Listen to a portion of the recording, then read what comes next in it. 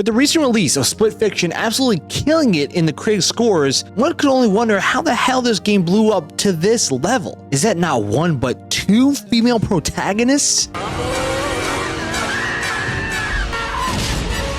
As a fan of both sci-fi and fantasy style games, it only makes sense for your boy to jump on the sticks and see whether this game truly does meet the hype that everyone is saying it has. Is this game the gem of 2025? Should it be considered a platformer masterpiece? Is it a frontrunner for Game of the Year? Let's jump into it. So let's start off with our good. And I gotta say, when I first jumped into Split Fiction, I was kind of expecting something closer to what we saw with It Takes Two, and that's kind of like a goofy platformer that has some unique traits to it, and it kind of has like the basic cookies and cream or that co-op gameplay that we've seen from the past in some old style games.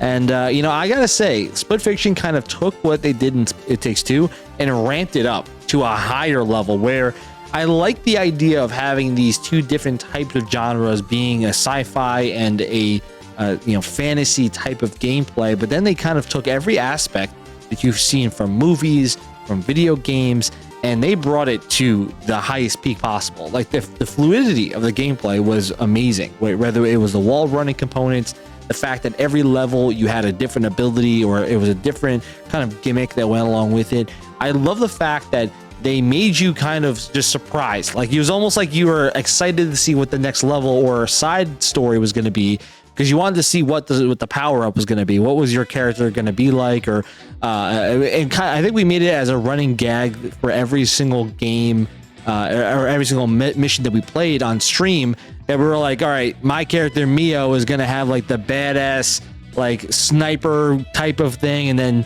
Zoe's gonna have some like pea shooter that it's gonna be like the worser versions of all the different abilities. And yeah, we should be able to get a gun. Got a sword? Oh yes, sir. You're like, what do I get? A boomerang? I would aim my life. What is that? Is that a lightsaber? You tell me. Is that a lightsaber? A whip? It is a oh my god! It's a whip. It's a whip. I really love it. I felt like this took all the best platforming components and made the apex of platforming that I haven't played this level platformer in a long time. I feel like the last platforming game that I really can say reached this level was Mario Odyssey, right? And I feel like that was one of the ones because I felt like it took the old Mario kind of formula and then added it to a Banjo-Kazooie formula, and it made me love it. But this not only did that, but then they started adding in components from other games, ranging from games like Mario 64 to Crash Bandicoot, Metal Gear Solid, Ori and the Blind Forest. They even added Metroid Prime and a freaking pinball game, which would drive us nuts at times. But the fact that there's so many types of games embedded, and they even threw in some of those like Easter eggs towards things like Dark Souls and many other games out there. I was like, this is like an homage. Assassin's Creed. It was like an homage to so many games that if you're a gamer and you played a lot of different types of genres like us, like you would recognize that stuff. And I thought that was one of the coolest things about this game. But Frank, what is one of the goods that you thought of? Yeah, I mean, you nailed it on the level design. I really love the mix of the sci-fi and the fantasy work. There's 8 chapters. And most levels were a lot of fun outside of that pinball. That was probably the most downer of it. And yeah, of course, like I think Mio's probably a little bit funner player to be than Zoe, but there was a lot of fun throughout this game. And they also incorporate those side missions like you mentioned. And I recommend players who are jumping in that if you like platformers, this will satisfy a bunch of desires for you. I'm a big platformer. Mars, you're a big platformer game player. And this really hit the mark on a lot of different things. And it's the mix of the level designs that you talked about with those side missions. And again, you see multiple different facets of platforming. They had the normal third-person view, like you mentioned, side scrollers, over the top. There's even times where the characters are coming right at you, like you mentioned, like some of those runaway scenes from Crash Bandicoot. And, it's just, there's so much inspirations from Metroid and Mario and Donkey Kong. Stealth missions like Metal Gear Solid, like you mentioned, and it takes a bunch of different aspects and puts it all together, and it worked really well. I mean, there's also, again, it takes about 13 hours to complete, or 12 and a half hours to complete the main story with the side stuff, which is embedded in the game itself. It's about 14 hours, but there's 21 bosses. The bosses were pretty well designed for the most part. Again, really jam-packed. Things didn't really slow down throughout our playthrough. And again, if you're a platforming fan, it'll hit multiple marks for you. So that was extremely impressive. The mix of the different platforming elements and the level designs. Yeah, and I feel like, you got to give the devs a lot of credit that they basically did so much work that they brought back one of the game genres that most companies would not touch at this point, which is co-op story, right? To the point where you have to play co-op with somebody, and it's not like you can play with a computer. And I'll address that later, but I feel like the fact that they bring that back and they find ways to keep it entertaining and fun, and I think the fact the story is really simple, but it works so well with what you're trying to do. And I feel like because of the way the story was formatted, there's so many different ways you could have taken the story. Like the fact that each character basically has all these different various ideas that they've had over the years. And I think that, when it comes to split fiction, and I'm not going to do any spoilers here, but the fact that you're bringing in this kind of like childhood mentality of like when you're kids, you're making up all these stories as you grow up, and it's like these are embedded in your mind, and these characters are basically playing through all these various fictional ideas that they had in their minds as writers. And it's like you're getting to experience that, how these stories also reflect you as a person, that you have these like either these inner thoughts that you're feeling, or the whatever trauma you're feeling also is embedded in your work, whether it's in arts, whether it's in writing, whether it's gaming. Like I feel like a lot of this is something that can kind of stick with a lot of people. So I feel like the story is simple, but it is very fun to play. And I thought that this was one of those platformers I think just hit the mark on a lot of different things. But any other good for you? No, I mean, I think that's kind of the big thing that you mentioned. The protagonists are pretty strong, right? Don't get crazed on you see a bunch of some of these grifters online about the two women protagonists.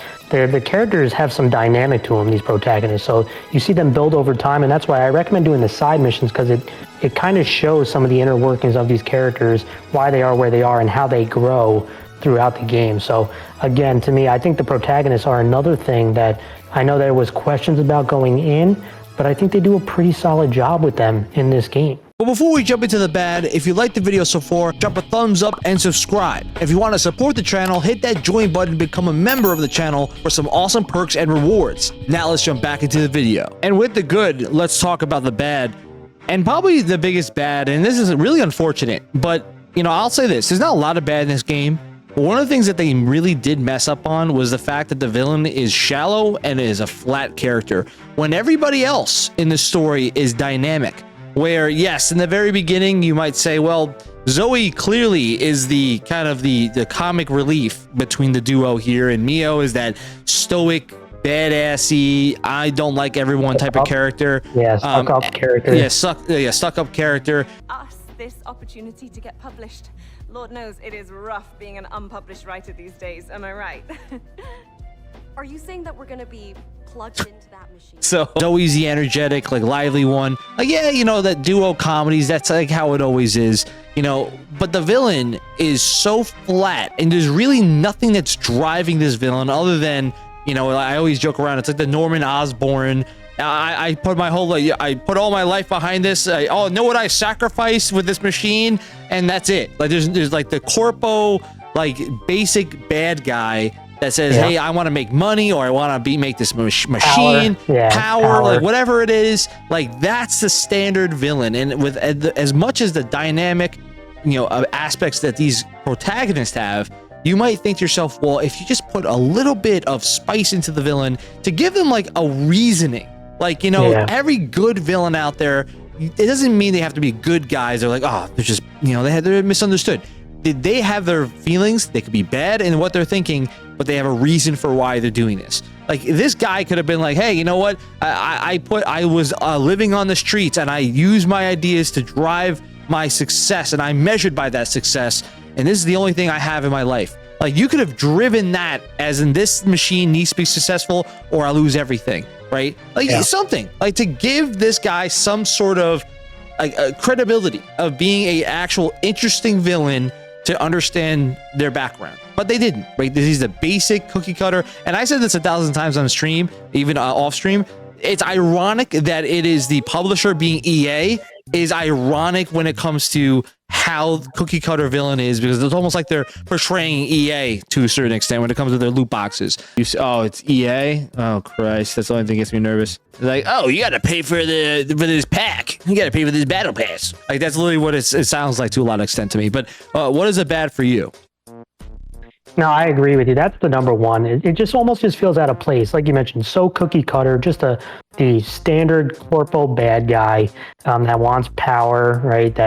And you just don't get much on why they're doing certain things. And there's also, some of those, very convenient things like the protagonists know it's bad right away. There's not a ton of tension when it comes to, there's tension when it's involving their stories and their past, and there are some nice themes to it, but just not the tension of the bad guys versus the good guys in here on why they're doing what they're doing or how they figure things out and stuff like that. It's just very simple. It's like the protagonists are dynamic, but the villain belongs in a Mario platformer or, like the common Astrobot alien bad guy, right? So it's like they created dynamic characters one way, but the other way just really flat, like you mentioned. And some of the other things, at times, especially in some levels, you'll notice your players' hitboxes could be a bit inconsistent. Like you'll start wondering, how did I just die here? So there'll be some of those moments there as well. So there could be some fine tuning when it comes to there. And the last thing I'll mention is it's not a bad, but it's more of just a warning. This is a co-op game, like you mentioned, Mars. And, if you don't love playing with somebody or you don't really have someone that you want to play with or don't want to play with someone online, you're kind of hamstrung, right? So this is a co-op game. You can't play single player. The dynamics of the game doesn't really allow for a computer, because if you play the game, you'll realize I think it's a little too involved for a computer to kind of be your partner. So that's kind of, just a warning out there. But the game developers have tried, they give a friend pass for this game.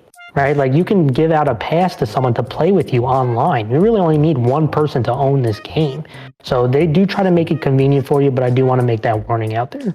Yeah, and that was one thing I mentioned earlier in the video, that, the downside is if you really don't have somebody else to play with, it's like, well, you can't really enjoy this game then. It's like, and the devs are trying to help you out. Like they literally say, hey, buy one copy, you can give another one for free, essentially. So just to find a second, essentially, and you can play split screen, which is like, whoa, split screen nowadays is like unheard of when it comes to most games, which I do like that idea. But that is something that, if we didn't have the Mars Band crew to play this game, yes, I would have to go find somebody out there to go play with me, which would be more difficult. Need to make friends, people. Yeah, make friends out there. And, I just feel like this game, it's not a lot of bad, but one of the things I feel like they missed out on opportunities to really expand the types of antagonists that you could have had in this type of game.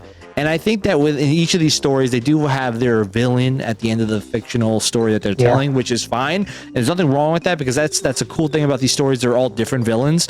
But it kind of feels like, like Mio or Zoe, they already know who the bad guy is because it's their story that they wrote. And that ending, like the ending villain, it doesn't feel as huge as it could have been when you're building throughout the story. It kind of feels like, if it's this whole thing is built around a machine and people can, like go into the machine, it's like you could have developed more of these antagonists to kind of be pumped into these stories to represent that villain that you have to face at the end. Like at the end of the day, it builds those possible other characters, and then it also builds the final baddie as being the guy, like, hell, he's been causing these problems the entire time, and now here we have to face him off. Like they didn't really have that. And I think that's a lost opportunity. It doesn't necessarily make the game bad in any way, but it feels like to me like you could have done something really special with that component. So with that out of the way, let's jump right into our Galactic Grade. And I gotta be honest, this is probably one of the best games I've played in 2025 so far. And when I first heard about this game, I said, hey, it looks really interesting. It's from a dev team that has pumped out some really good games, and It Takes Two had won Game of the Year a few years ago. And it's built in co-op, which I think is like a great thing if you have people to play with. And I was interested to see how the game was gonna to arrive. And I'm a big fan of both genres of sci-fi and fantasy, so I was like, hey, I'm excited. I want to see how this game turns out. And lo and behold, this game dropped with great scores, Metacritic and OpenCritic, and it is landing very well. I think in 2 days it said it sold around 1 million copies, which is pretty fast. I mean, obviously. So when it comes to my grading, I'm going to give this a 9. I feel like this is a very good game, right? This is hitting in our ranges of being considered a great category. Yeah, hits that great category for us, and I think it's one of those games that you must buy, right? I feel like this is one of my opinions, not just a play now or buy now, it's a must buy. I feel like this is one of those games that if you don't experience it, you're gonna regret not experiencing, because it's one of those really amazing platformers that come around not too often. I mean, normally you only see like Mario, right? Is the big boy that shows up, wipes the floor, and when people played Astrobot, I know on our channel, Frank, you reviewed Astrobot, you had a great time playing it, and like that's another game, a platformer that really takes the show, right? It says, hey, this is a great platformer. I think Split Fiction is hitting that level or maybe more, right? Based on the types of gameplay that you incorporate and the story that it's telling. And I just feel like they're hitting everything that you want to have at this point. Like, I feel like it's really giving me great vibes when playing. If you're a gaming fan and you recognize all the Easter eggs, it really does pay a homage to all these games from the past, and like even anime. I mean, they were dropping some anime, little like references, and I'm like, dude, is this from like a Sailor Moon that they're dropping this anime reference from? And it's like, it's crazy because it's like one of those like pop culture kind of references are dropped all the time in this game. So I definitely say this is a must buy now, and I'm looking forward to seeing what the next game they drop, because it feels like this is just one of those smaller studios that just keeps pumping out like really great games, and especially when you don't really they just came out of nowhere, right? From Way Out to It Takes Two and now Split Fiction. Each one, Way Out's not as good as the other two, but each one has its great things that they added to it. So what's your grade, Frank? No, listen, I've been battling this like all day on what I'm going to choose, because I am a platforming fan. I don't want my love of good platformers to cloud my judgment, but this is a great game. If you're a platforming fan, this is a game you want to jump into, and especially if you have a buddy to play with. I'm giving this a 9 and a buy now as well. I think if you're a platforming fan, it is a must play, and don't be surprised if this is one of the favorites going into some Game of the Year awards by the end of the year. I know it might shock some people, but it is that fun. This is a really fun game. If they did a little bit more, like you mentioned, on that story side, if the hitboxes were a little bit more cleaner, I could see this getting into that legendary masterpiece level. But this is still a great game. The story might not resonate as well than It Takes Two did, but the gameplay, like Mars said, is revved up a notch. And this is, to me, a more fun game than It Takes Two, not taken away from that game. But this was a blast to play, and I recommend it. And only $50, Mars. I mean, and we mentioned it, they send out the friend code. You buy one, you can send out a friend code. And this game is $50. So this is an affordable game, it's a fun game, and it's a consumer-friendly game. It hits multiple marks, and it deserves a lot of praise. And I think a 9 is a very fair, and maybe I'm even underselling a little bit, but it's a great game. Yeah, this is one of those games that I feel like as you progress through it, it starts out a little slow, but as you play more, and I think the best part about it is the gameplay is what keeps you coming back for more. And then once the story really starts to kick in, you really get engulfed in it. And I feel like that's something that you really don't see that often, especially for platforming games that usually are pretty standard in their storytelling. So I think overall, this is a must-buy game. So what do you think about Split Fiction? Do you consider this game a gem of 2025 or just overhyped? Let me know what you think in the comments below. And if you enjoy this type of content, hit that thumbs up and subscribe to support the channel. If you like platformers, we discussed 2024's Game of the Year in Astrobot, so check out the video in the end screen. Until next time, this is Marsman signing off. Game on.